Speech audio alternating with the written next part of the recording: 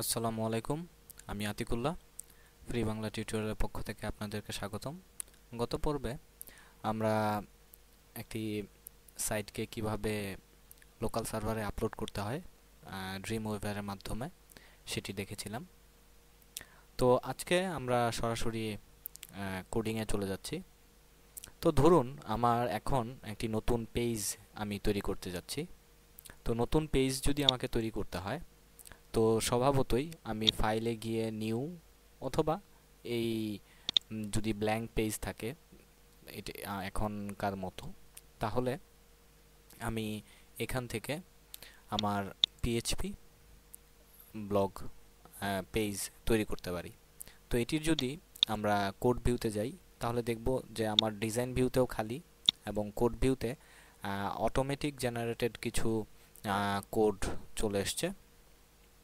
তো ধরুন আমি এখানে নর্মাল একটি ব্যাপার দিয়ে আপনাদেরকে বোঝাতে চাচ্ছি। সেটি হচ্ছে যে আমি এটি করার আগে আমি এটি সেভ করে নেই। তো সেভ, এবং আমার ডেস্কটপে যে তৈরি ফাইলটি সেটির মধ্যে আমি তৈরি করছি যে পিএইচপি ইনফো, এবং সেভ করলাম। এরপর আমরা দেখুন এখানে ডান সাইডে ইনসার্টের আন্ডারে আমি ড্রপ ডাউন মেনুর আন্ডারে গেলাম পিএইচপি, এবং এখানে হচ্ছে যে আমি যেই পিএইচপির কোড ব্লকটি ইউজ করতে যাচ্ছি। তো আপনি এটির মধ্যে একবার ক্লিক করবেন। যদি আমরা দুইবার ক্লিক করি তাহলে দুইবার এই পিএইচপির এই কোডটি চলে আসবে। তো এটির মধ্যে আমি যেটি করতে চাচ্ছি, এটিকে আমি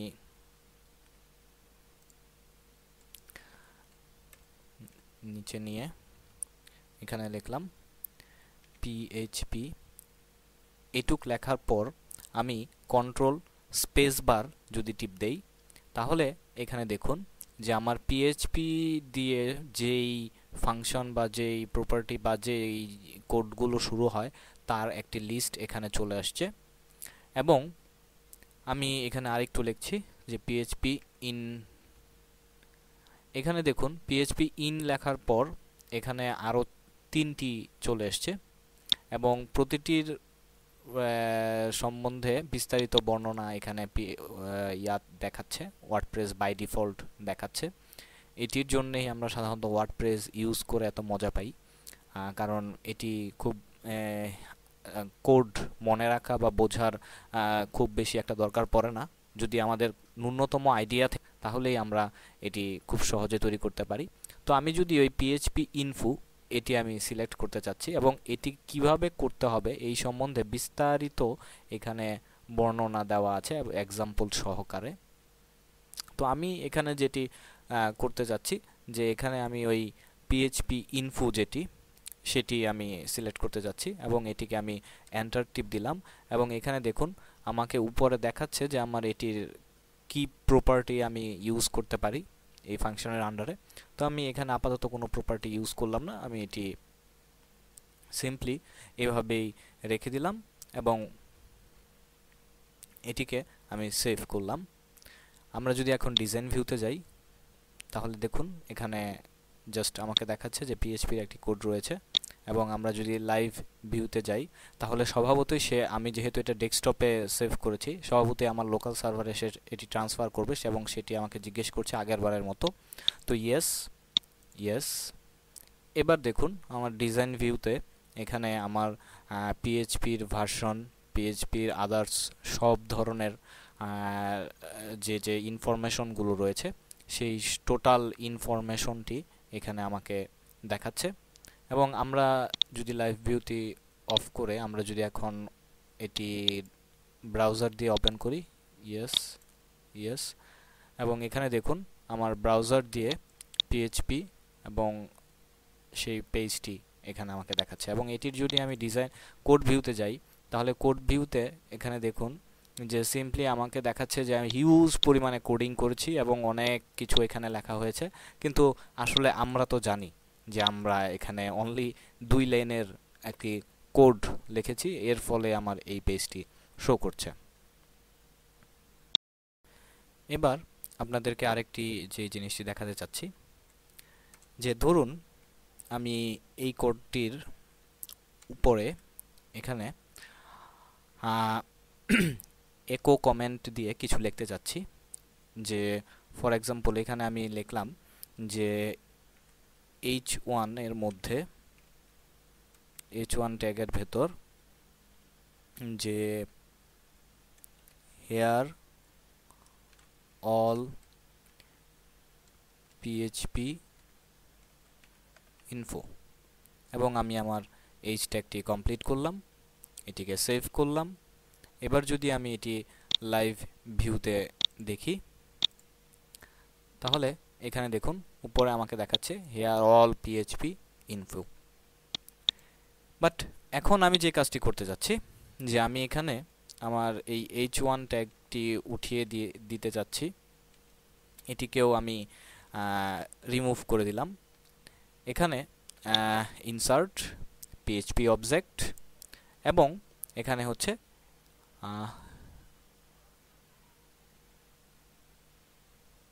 একো।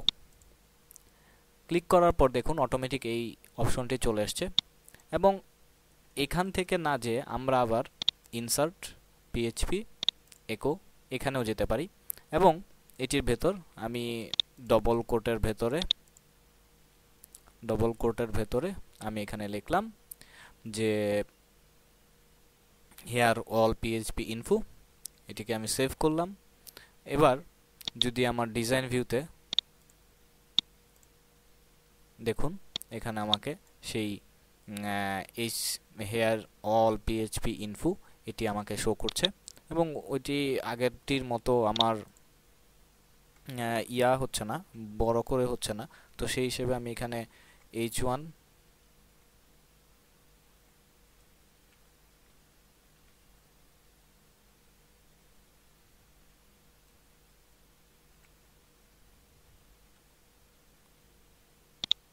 ডিজাইন ভিউ, এবার দেখুন আমার এটি বড় আকারে শো করছে। এবং আমরা যদি চাই এটি যদি লাইভ ব্রাউজারে দেখতে চাই, তাহলে এখানে ব্রাউজারে দেখুন যে here all page info PHP info এটি শো করছে। তো এখানে দেখুন আমরা লিখেছিলাম একর ভেতরে। তো এবার আমি যে কাজটি আপনাদের দেখাতে যাচ্ছি, যে আমরা একটি ভেরিয়েবল ডিক্লেয়ার করতে যাচ্ছি। সো ভেরিয়েবলটি ডিক্লেয়ার করার জন্য কোড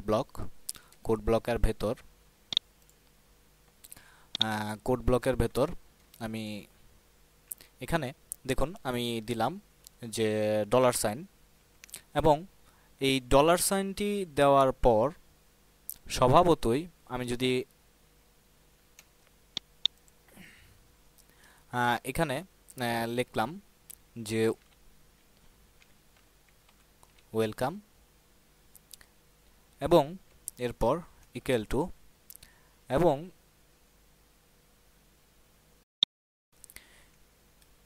এটির ভেতরে আমি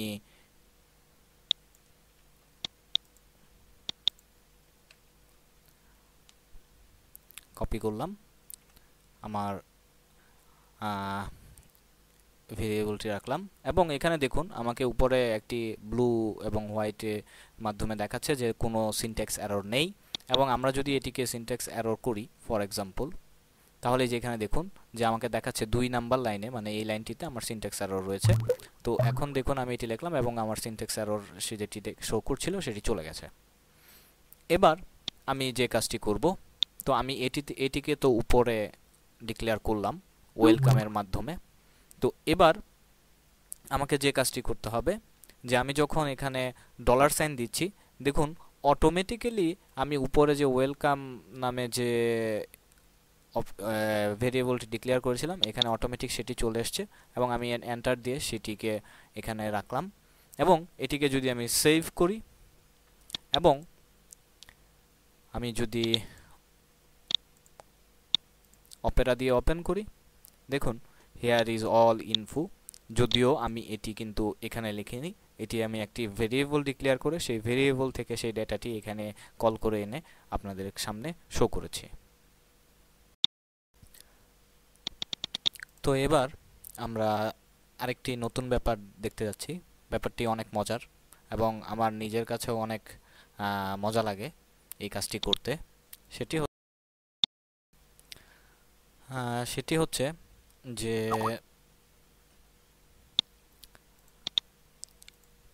ধরুন এখানে আমার যে ওয়েবসাইটটি রয়েছে, আমরা যদি ডিজাইন ভিউতে দেখি যে এখানে আমার index.php এবং এটি আমরা চলুন ব্রাউজার দিয়ে ওপেন করি। তো ব্রাউজার দিয়ে যদি আমরা ওপেন করি তাহলে দেখব যে এখানে হোম পেজ, আওয়ার পেজ, এবং আওয়ার পেজটি এখন থাকছে না কারণ লোকালি প্রবলেমের কারণে যে আমার ওইটি লিঙ্ক করা হয় নাই। তো অন্যান্য যে পেজগুলো আছে সেই পেজগুলো ফর এক্সাম্পল এটা আমি যদি এখান থেকে ওপেন করি নিউজ, এবং এটি যদি আমি এখন ক্রোম দিয়ে ওপেন করি, এবার আমরা যদি হোম পেজে যাই এবং নিউজে যাই তাহলে এটি কপি হয়েছে, কারণ আগে এটি ডেস্কটপে ছিল সেই কারণে অন্য পেজগুলো কপি হয়নি, ওইগুলো গেলে আমরা দেখতে পাবো না। তো এই যে পেজগুলো, এই পেজগুলো লোড হচ্ছে। তো এখানে আমরা দেখতে পাচ্ছি যে এই পেজগুলো, এই পেজ আর এই পেজে, যেই পেজে আমরা যাই না কেন, প্রত্যেকটি পেজে একটি ব্যাপার কিন্তু কমন, সেটি হচ্ছে আমার উপরের এই লোগো, আমার সার্চ বক্স এবং এই মেনুগুলো। তো আমরা যদি এখন ডিজাইন ভিউতে যাই তাহলে ডিজাইন ভিউতে আমরা দেখব যে এইখানেও আমার সেই ব্যাপারগুলো রয়েছে এবং সেটির জন্য আমাকে কোড করা হয়েছে, ইন্ডেক্স পেজেও সেই কোড করা হয়েছে। তো এখন আমরা যে কাজটি করব ক্ষেত্রে আমরা ধরুন এই হচ্ছে আমার এইটি যদি আমি যাই, যেমন আওয়ার নিউজ, এটি হচ্ছে আমার মেনু, ঠিক আছে? তো যদি এটি আমার মেনু হয়ে থাকে তাহলে এই মেনুগুলো প্রতিটি পেজেই থাকবে। তো প্রতিটি পেজেই যেহেতু এই মেনুগুলো থাকবে, তো সেটির জন্য আমার আলাদা আলাদা করে বারবার প্রত্যেকটা পেজের মধ্যে এই কোডগুলো না লিখে আমরা যে কাজটি করতে পারি সেটি আমরা দেখাতে চাচ্ছি। তো ধরুন এখানে আমি যে এই কাজটি করতে যাচ্ছি যে এটি হচ্ছে আমার লিস্ট।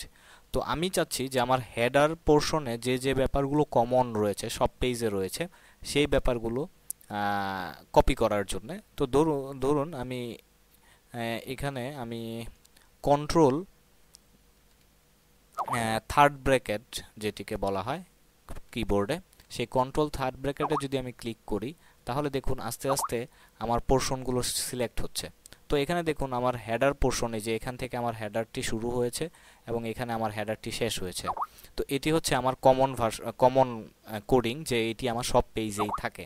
এছাড়াও আরও কিছু কমন কোডিং রয়েছে, তো আমরা আপাতত সেটি নিয়ে কথা বলতে চাচ্ছি না, ওইগুলো আমরা ইচ্ছা করলে অন্য পেজে ট্রান্সফার করতে পারি। তো আপনাদেরকে দেখানোর স্বার্থে আমি আপাতত শুধু হেডিংটি নিয়েই কাজ করতে যাচ্ছি। তো এই পেজটি আমার হেডিং পেজ। তো আমি একটি নতুন পিএইচপি পেজ নেই, নতুন একটি ব্ল্যাঙ্ক পিএইচপি পেজ নিলাম, এই সব কিছু আমি ডিলিট করে দিলাম এবং এই সবটুকুকে আমি কাট করলাম এবং এখানে আমি পেস্ট করলাম এবং স্বভাবতই এটিকে আমি সেভ করলাম পিএইচপি এবং এটির নাম দিলাম হচ্ছে হেডার HEADER.php এবং সেভ করলাম। এবার এখানে আমার এই পেজটি তো চলে গেল এবং এটিকে যদি আমরা এখন সেভ করি এবং আমরা ব্রাউজার দিয়ে যদি করি, দেখুন আমার এখন পেজটি কেমন হয়ে গেছে, আমার হেডার পোর্শন টোটালি নাই। তো এখন আমাকে যে কাজটি করতে হবে সেটি হচ্ছে আমি এখানে ইনসার্ট, ইনক্লুড, এবং আমরা জানি ইনক্লুড এবং রিকোয়ারের কাজ কি, দুটি প্রায় একই রকম, কিন্তু ইনক্লুড হচ্ছে যে আপনি যদি ইনক্লুড এই ফাংশনটি ইউজ করেন তাহলে পরবর্তীতে কোডগুলো এই ফাংশনে যদি কোনো প্রবলেম হয়ে থাকে পরবর্তীতে সেই পেজটি পরের পেজগুলো আপনাকে সে কোডগুলো এক্সিকিউট করতে দিবে, মানে তার নিচে যে পেজগুলো রয়েছে সেগুলো কোডগুলো। এবং যদি রিকোয়ার ফাংশনটি ইউজ করেন তাহলে পরের কোডগুলো সে এক্সিকিউট করতে দিবে না যদি আমার এখানে কোনো প্রবলেম হয়ে থাকে। তো আমি এখানে ইনক্লুড করতে যাচ্ছি, তো সেই হিসেবে ডবল পোর্টের ভেতর আমি এখানে নামটি লিখলাম HEADER.PHP,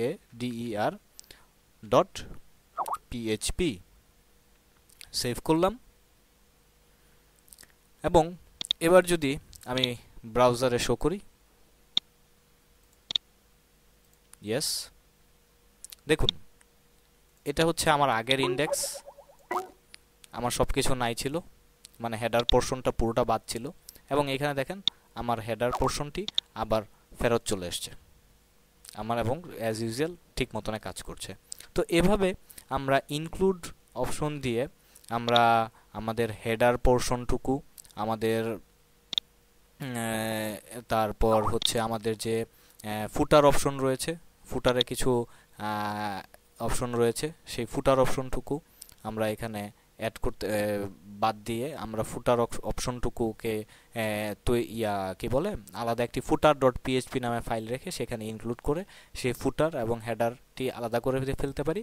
এবং যখন আমি নতুন একটি পেজ তৈরি করব, স্বভাবতই আমি জাস্ট খালি আমার হেডার এবং ফুটার এই জাস্ট এক লাইনের এই কোড, পিএইচপি কোড, যে পিএইচপি ইনক্লুড তারপর ওই ফাইলের নামটি দিয়ে আমি এই ফাইলটি ইউজ করে দিলাম, তাহলে আমার আর হেডার ফুটার হয়ে গেল। আমার আর হেডার ফুটারের জন্য প্রতিটা পেজে আলাদা আলাদা করে কোডিং করার দরকার পড়ছে না। তো বন্ধুরা, আজকে এই পর্যন্তই। পরবর্তী টিউটোরিয়াল আপনাদেরকে আমন্ত্রণ জানিয়ে আজকে শেষ করছি।